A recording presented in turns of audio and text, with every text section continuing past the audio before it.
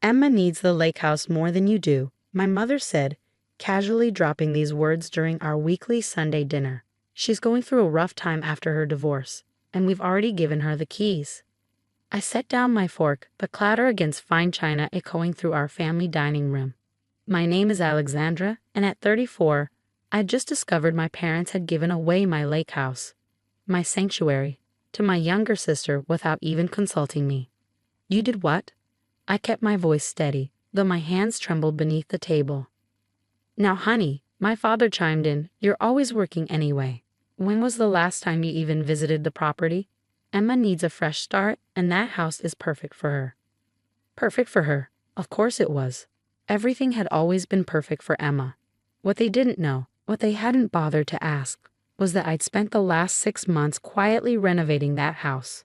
Every weekend, while they assumed I was always working, I'd been there, transforming it into something special. The house isn't yours to give away, I said quietly, watching their expressions shift from certainty to confusion. Don't be ridiculous, my mother scoffed. Your father and I bought that house when you girls were teenagers. It's family property. I pulled out my phone, scrolling through my photos. Actually, I bought it from you 3 years ago. Remember the paperwork you signed? The one you didn't bother reading because you were too busy planning Emma's second wedding. Their faces paled as I showed them the property deed with my name on it. The lake house had been my dream since childhood, and when my parents mentioned selling it, I'd stepped in. They'd been so distracted by Emma's elaborate wedding plans that they'd simply signed the papers, probably assuming they were just routine documents. But that's impossible, my father stuttered. We wouldn't have. You did, I interrupted, and I have the mortgage payments to prove it. Every month for the past 3 years. Emma chose that moment to burst through the front door, her perfect timing as impeccable as ever. Alex, I didn't know you'd be here. She breezed in, dropping shopping bags on the floor. Mom and Dad told you the good news. I'm moving into the lake house. I've already started packing. I turned to face my sister, noting the designer clothes and fresh manicure that somehow didn't align with someone going through a rough time. Actually, Emma, we need to talk about that. Talk about what? She flopped onto the sofa, pulling out her phone. I've already hired movers for next week. The interior needs a complete overhaul. By the way, that rustic look is so outdated. My mother shot me a warning look, the one that had always meant don't upset your sister. But this time, it didn't work. The renovations I just completed would disagree, I said, pulling up photos of the house on my phone. The reclaimed wood floors, the custom kitchen with its copper fixtures, the stone fireplace I'd had restored by local artisans. 6 months of work captured in pristine detail. Emma's head snapped up. What renovations? The ones I've been doing on my house. I emphasized the word my, watching comprehension slowly dawn on their faces. The property I legally own and have been renovating for the past 6 months. But Mom and Dad were wrong. I cut her off, standing up. They gave away something that wasn't theirs to give. And now they get to explain to you why you need to cancel those movers. My mother's face crumpled. Alexandra, please, your sister needs this. After everything with the divorce. The divorce she wanted, I corrected, because she was having an affair with her tennis instructor. The same instructor she's now living with in his luxury condo. That divorce. Emma's face flushed red. You don't know anything about my life. I know enough, I replied, gathering my things. I know that you've always gotten whatever you wanted, whenever you wanted it, but not this time. Not my house. As I walked toward the door, my father called out, Princess, wait. We can figure something out.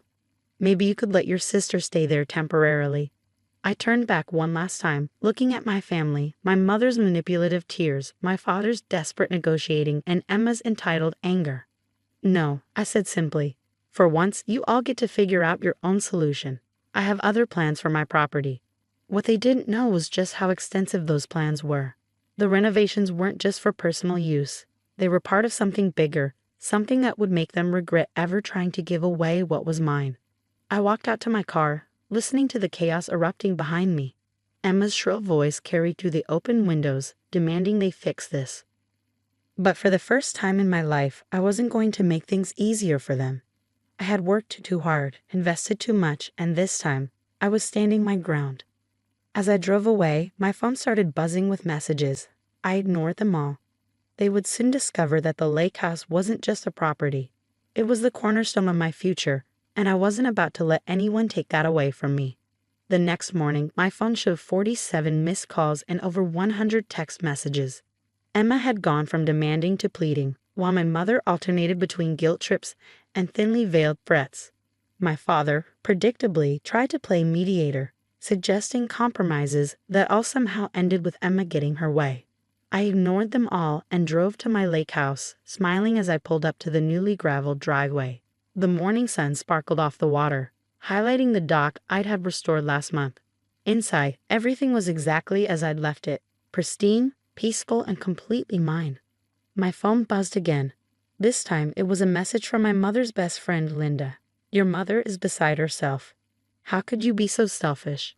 Emma needs a fresh start." I laughed, remembering how Linda had been equally beside herself during Emma's first divorce and her second wedding, and every minor crisis in between. The family drama machine was in full swing, but this time, I had an ace up my sleeve. Walking into my beautifully renovated kitchen, I opened my laptop and pulled up the email I'd been sitting on for weeks. The one from the state's Department of Tourism, confirming my property certification as a luxury bed and breakfast. The renovation hadn't just been about making a beautiful home, it had been about creating a business. Each room had been carefully designed to accommodate guests, the boathouse converted into a waterfront suite, and the grounds landscaped for outdoor events.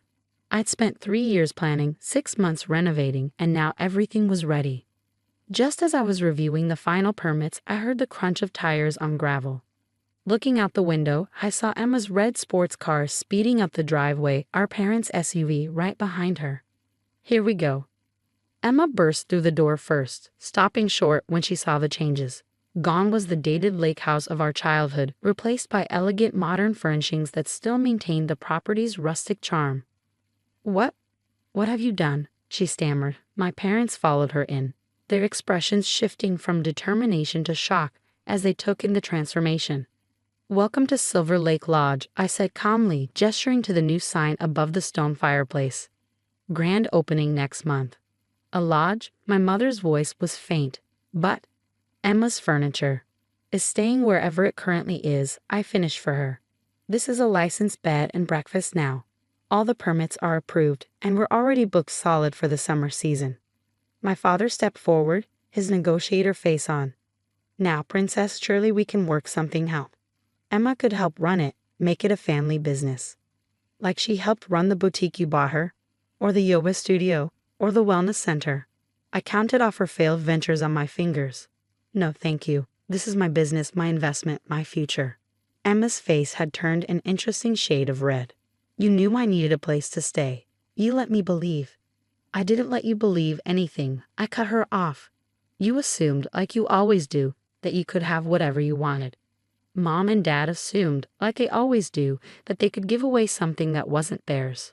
All of you assumed I would just go along with it, like always. But what am I supposed to do now?" Emma wailed, dropping onto one of my new sofas. "The same thing other adults do. Find your own place, pay your own way, live your own life." My mother stepped forward, tears already forming. "Alexandra, please, we're family. Family helps each other." Yes, I agreed. Family helps each other. Family also respects boundaries, asks permission, and doesn't try to give away property they don't own. Maybe it's time we all learned those lessons. I walked to the door and held it open. "Now, if you'll excuse me, I have a business to run. I suggest you all start helping Emma find an apartment she can actually afford. This isn't over," Emma snapped as she stormed past me. "Actually it is," I replied, watching them retreat to their cars. "And the next time you come by, you'll need a reservation." As their cars disappeared down the driveway, I felt a weight lift from my shoulders. Years of being the responsible one, the understanding one, the one who always gave in for the sake of family peace, it was finally over. My phone buzzed again, but this time it was from my first guest booking, confirming their stay for the grand opening. I smiled, looking out over the lake that had captured my heart as a child. Emma had always gotten everything she wanted, but not this time. This time I had gotten exactly what I wanted, my dream on my terms. The family grapevine would be buzzing with this latest drama. But for once I didn't care. I had built something beautiful, something successful, something entirely mine. And no amount of family manipulation could take that away from me. 3 months after the confrontation, Silver Lake Lodge was thriving. Every room was booked, the reviews were glowing, and my vision had become a stunning reality. The local tourism board had even featured us in their summer campaign, praising our perfect blend of luxury and lakeside charm. I hadn't spoken to my family since that day, though their attempts at contact hadn't stopped. Emma had switched from angry tirades to suspicious kindness, suddenly interested in reconnecting and learning about the hospitality business. My mother's tactics ranged from sharing childhood photos on social media with captions about missing her girls to having relatives call me about making peace. One quiet morning, as I was arranging fresh flowers in the lobby, Linda came strutting in. She took one look around the packed dining room, the happy guests on the deck, and the no vacancy sign, and her expression soured. "Your mother is heartbroken," she announced, as if conducting an official intervention. "And Emma? Well, she had to move into a tiny apartment in the city. Is that what you wanted?" I continued arranging my flowers. What I wanted was to build a successful business, which I have. Emma's housing choices are her own responsibility. But she's your sister. Yes, and this is my life. I stepped back to admire the arrangement. Was there something else you needed, Linda? We're fully booked, but I can add you to our waiting list. She left in a huff, no doubt racing to report back to my mother. But I had guests to attend to and a business to run. I'd stopped playing supporting character in the Emma show, and my life was better for it. Later that afternoon, I was surprised to see my father's car pulling up. He got out slowly, looking older somehow, and stood awkwardly by his vehicle until I walked out to meet him. "The place looks amazing, Princess," he said softly. "You've done an incredible job." "Thank you," I replied, waiting for the other shoe to drop. He sighed, running a hand through his gray hair. "I've been doing a lot of thinking about how we've handled things, how we've always handled things. We didn't just try to give away your house, did we?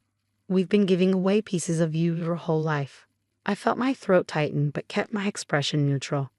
"Every time Emma wanted something, every time she struggled, we expected you to be the solution. We took advantage of your strength, your stability." He looked out over the lake. "We never asked what you wanted, what you were dreaming of. We just assumed you'd always be there, fixing everything. And now," I asked, my voice barely steady, "now I'm here to say I'm sorry, really sorry." "Your mother? She's still struggling with all this. And Emma," he shook his head. "Emma's Emma. But I'm proud of you, Alexandra. Proud of what you've built here. Proud of you for standing up for yourself, even if it was against us." I felt tears threatening but blinked them back. It wasn't easy.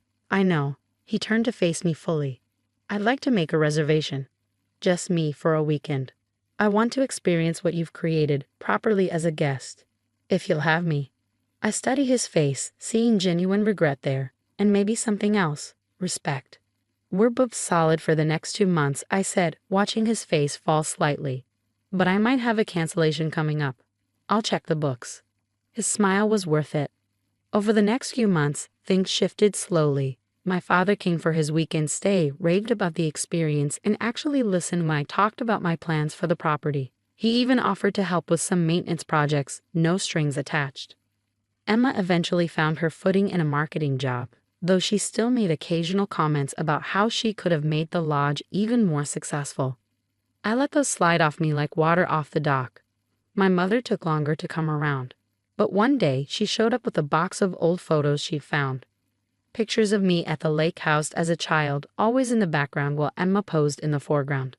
"I never saw it before," she said quietly, "how we always push you aside. I'm sorry, Alexandra. I really am." It wasn't a perfect resolution.